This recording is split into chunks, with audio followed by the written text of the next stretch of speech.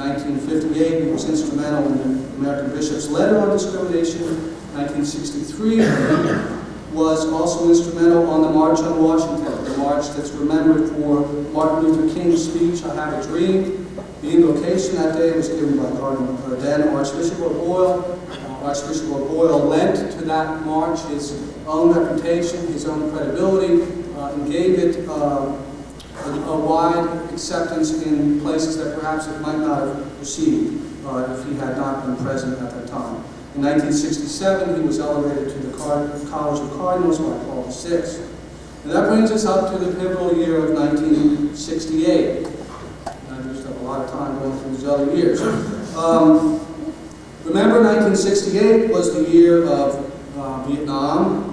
It was the year of LBJ's withdrawal from the race for the presidency, the assassination of Martin Luther King in April, the assassination of Robert Kennedy in June, and then in July, of course, we had Paul VI issuing his encyclical Humanae Vitae.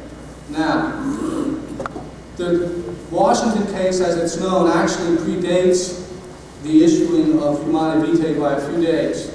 In the summer of 1968, the bishops of the Baltimore, Wilmington, and Washington issued a directive on the teaching of Catholic education that was meant for their catechists and teachers in the Catholic schools. At that time, that was issued in, I guess, June, late June, and shortly thereafter, a group which was known as the Association of Washington Priests, which was an informal study group of younger priests primarily. It involved a good number of them. The numbers, depending on what you read, vary from time to time. But a good 100 of them, I would say, sometimes had some connection with this Association of Washington Priests. Their idea was, we're coming together to understand what the Second Vatican Council is about so that we can implement it and bring it to life in our own lives as priests in our parishes.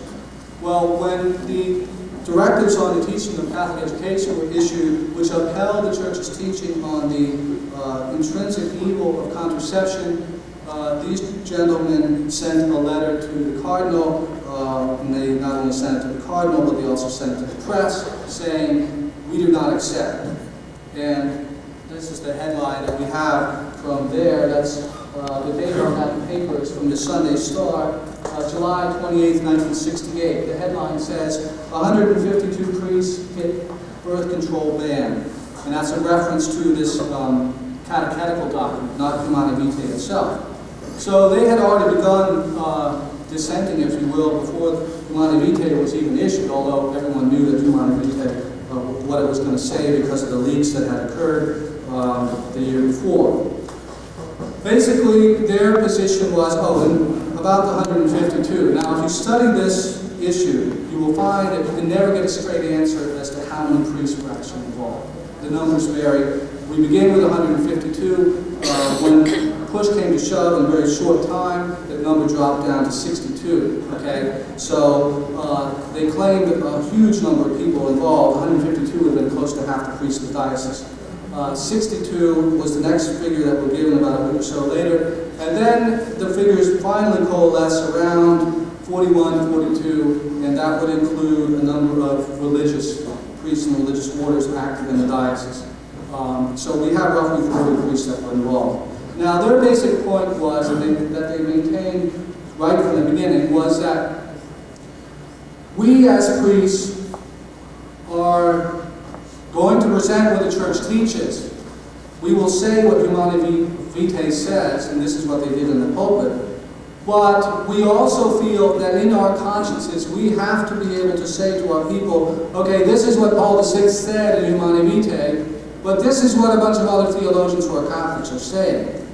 And this is what the bishops in Holland are saying. And this is what the bishops in Germany are saying. And this is what the bishops in Canada are saying. Qualifying the statement to the extent that in any effective way, they were basically telling people you could do what you please.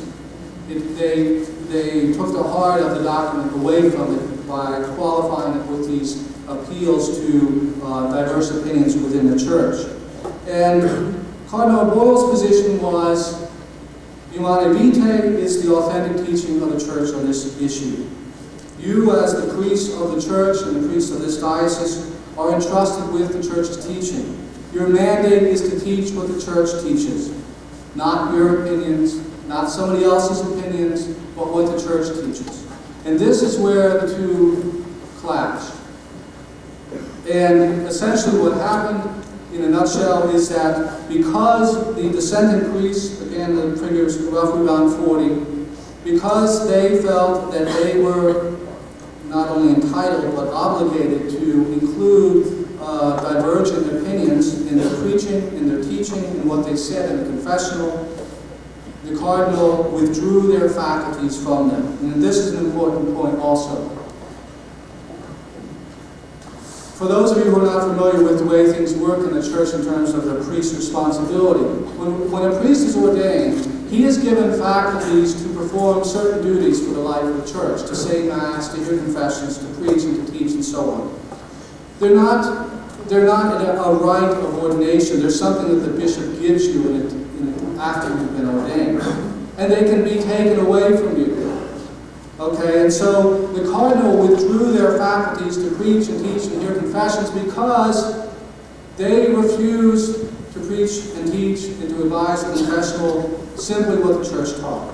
They wanted to add all these other qualifications that were coming from other places in the church and say that we are allowed to do this and this is all part of the church's tradition and teaching.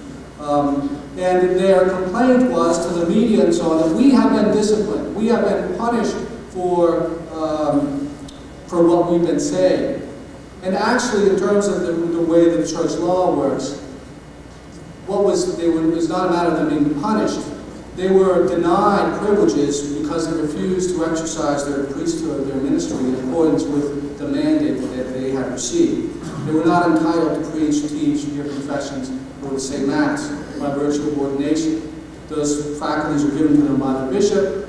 They violated what their explicit directives from Cardinal Royal, which were made over and over again to teach only what the church had taught. And so those faculties were withdrawn. Now, if you have a chance to look at the scrapbook afterwards, you'll see that the thing drags on throughout the months of the fall of 1968. Those of you who were here at that time will remember how painful all of that was for those who had to witness it.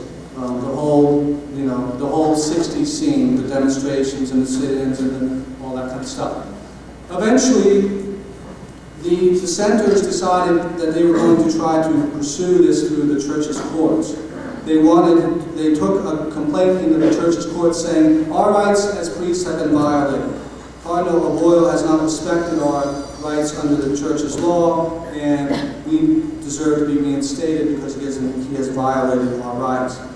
Finally, when the case was decided in 1971, almost a full 3 years after it began, the Congregation for the Sacred Clergy and the Sacred Congregation for the Clergy in Rome vindicated that Royal had in fact respected all their rights under the Code of Canon Law, and they had no case. So then what?